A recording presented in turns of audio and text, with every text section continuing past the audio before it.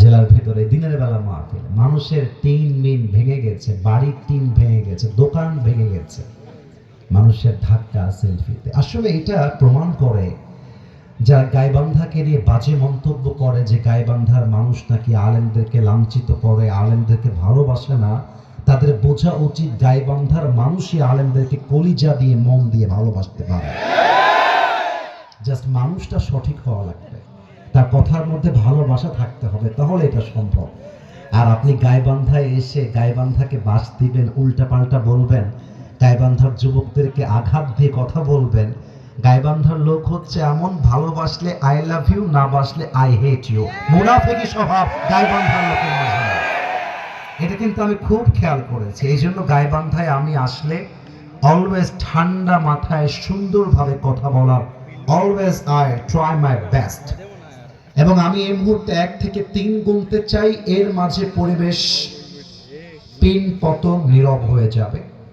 প্রত্যেকটি কথা বলবো আমরা আল্লাহর কোরআন থেকে। 1, থাক, ওরা ভিডিও করছে করুক, সমস্যা নেই। সেন্টেন্স এতটা মারাত্মক, আপনি যদি অর্থ বোঝেন আপনার গায়ের লোমটা দাঁড়িয়ে যাবে। উনি আল্লাহর এই আয়াতকে ঘিরে 8 লাইনের একটা কবিতা লিখেছেন উর্দু ভাষায়। First of all, I will quote that Urdu poetry, then I will translate in Bangla. প্রথমে উর্দুতে বলে দিব, এরপরে বাংলায় তর্জমা করে আয়াতের ব্যাখ্যাটা বুঝাই দিব। আশা রাখবো উর্দুটা এত সহজ হবে যে বাংলা না বললেও আপনারা অটোমেটিক্যালি অর্থটা বুঝে যাবেন। আজকালকার যুবকরা অনেক বেশি স্মার্ট, ওরা বাংলা যেমন বোঝে, উর্দু বোঝে, হিন্দি বোঝে, এট দ্য সেম টাইম তারা ইংরেজি ভাষাও বোঝে, তাই না বলো? আল্লামা ইকবাল লিখেছেন, গম কে বাদ খুশি জরুর আতি है और ये खुशी अपनी रब की तरफ से ही आती है। हर रात के बाद दिन की रोशनी छा जाती है और सब्र करने वालों को खुदा की तरफ से नेमत मिल ही जाती है।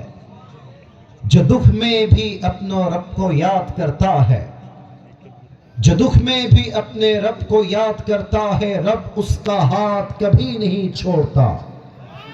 जो दुनिया से कुछ ना कहे बस अपनी रब से कहता है, उसकी दुआओं का जवाब हमेशा खामोशी में आता है।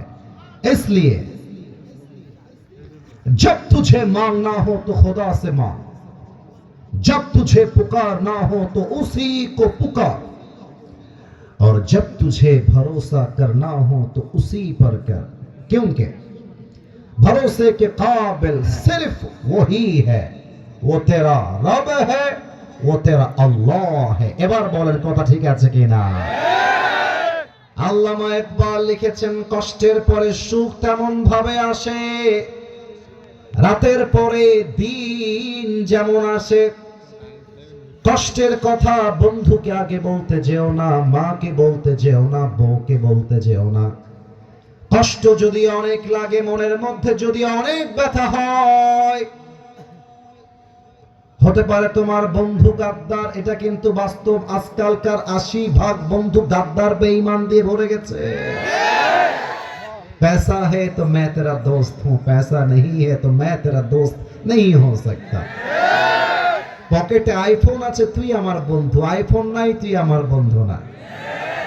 R15 আছে, তুই আমার আসল বন্ধু, R15 নাই, তোর সঙ্গে আমার বন্ধুত্ব নাই। এটা হচ্ছে দুনিয়ার বন্ধুত্ব, ঠিক কিনা বলো?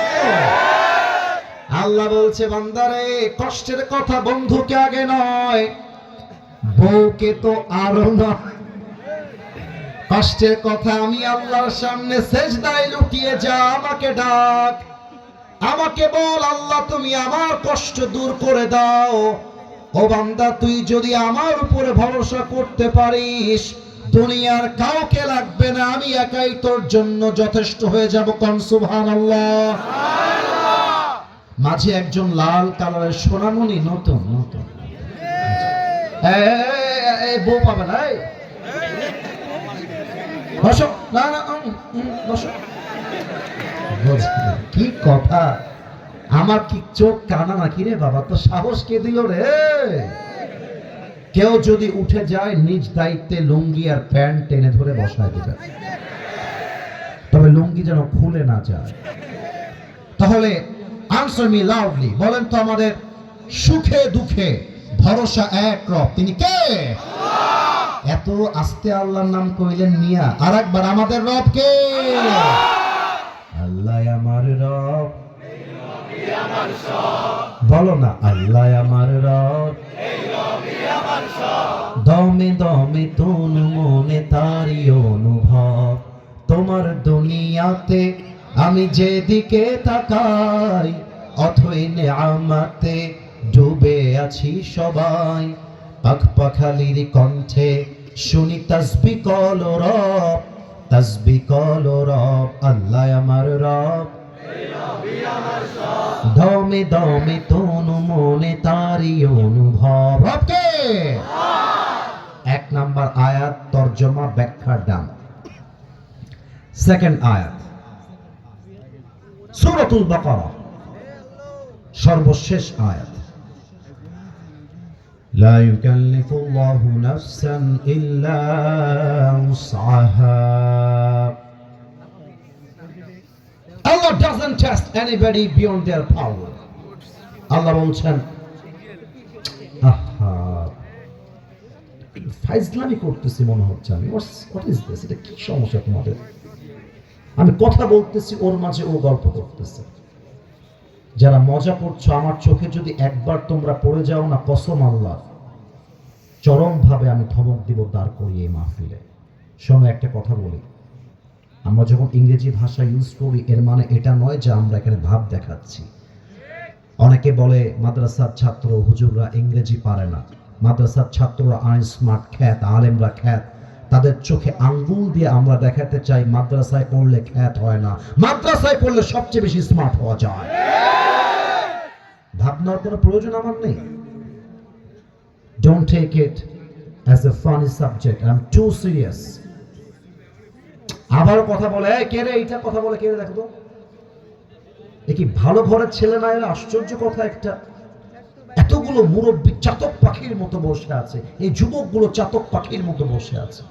আমি কথা বলি, এরাও মাঝে কথা বলে। আদব নাই, ভদ্রতা নাই।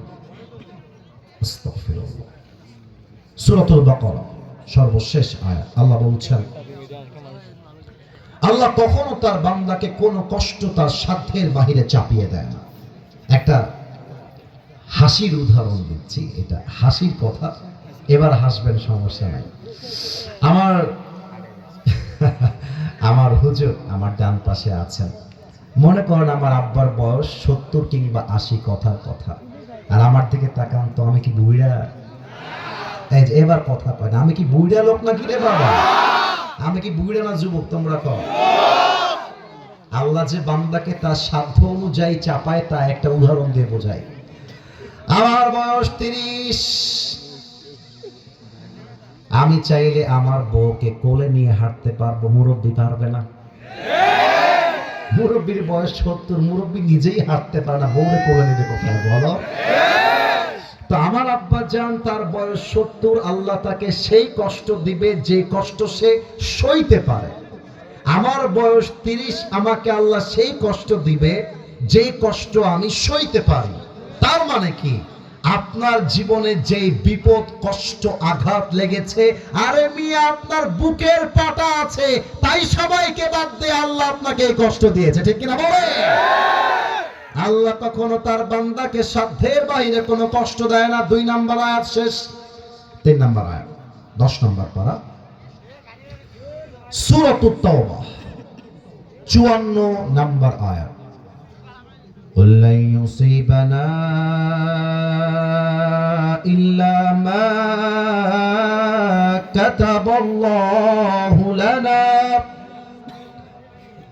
Whatever I have decided must happen, and whatever I have not decided will never happen. Allah বলছেন, বান্দা আমি তোর কপালে যা লিখে রেখেছি তা কখনো হারিয়ে যাবে না, আর আমি তোর কপালে যা লিখে রাখি না, এই পুরো দুনিয়া মিলেও তোকে তা দিতে পারবে না। এখানে অনেক যুবক বসে আছো, রাগ করবো না। অনেকে কিন্তু ছ্যাঁকা খেয়ে বেকা হয়ে বসে আছে। ওই যে একটা মেয়ে ছেড়ে গেছে, তোমাকে বিয়ে করব না, আর একটা ছেলে আমার পছন্দ, বাস ছ্যাঁকা খেয়ে গাঞ্জা খেয়ে বেকা হয়ে গেছে।